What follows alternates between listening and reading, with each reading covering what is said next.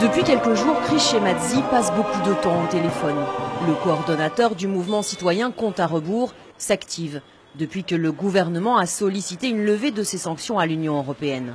Pour lui, rien n'a été fait pour justifier une telle demande. Sur le plan interne, il n'y a pas d'avancée démocratique. Le processus électoral piétine. Et en termes d'expression de liberté et des droits fondamentaux des citoyens, il y a un réel blocage. Et ce sont ces mêmes autorités qui, justement, entravent à la bonne marche de la démocratie. Donc, le contexte interne ne permet pas à ce jour de lever les sanctions à l'encontre de ces autorités-là.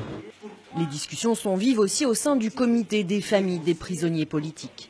Des frères, des oncles, des épouses s'élèvent pour rappeler les conditions de détention de leurs proches, qui sont loin des raisons d'honneur et de dignité que le pouvoir avance pour justifier une levée de sanctions.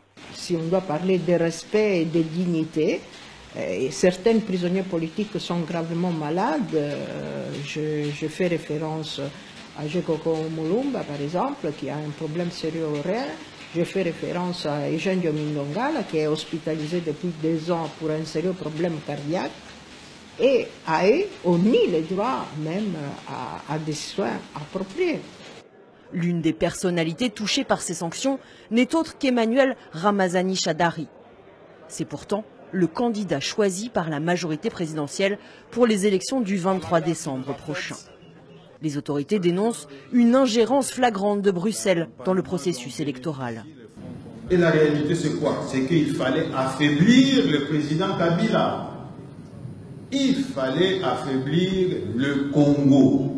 Vous ne pouvez pas condamner quelqu'un sans l'avoir entendu. Or, toutes les sanctions qui ont été prises contre les autorités de ces pays n'ont pas respecté, n'est-ce pas, ces principes. L'Union européenne doit en principe se prononcer sur le renouvellement de ces sanctions le 12 décembre, soit à moins de 2 semaines de la présidentielle.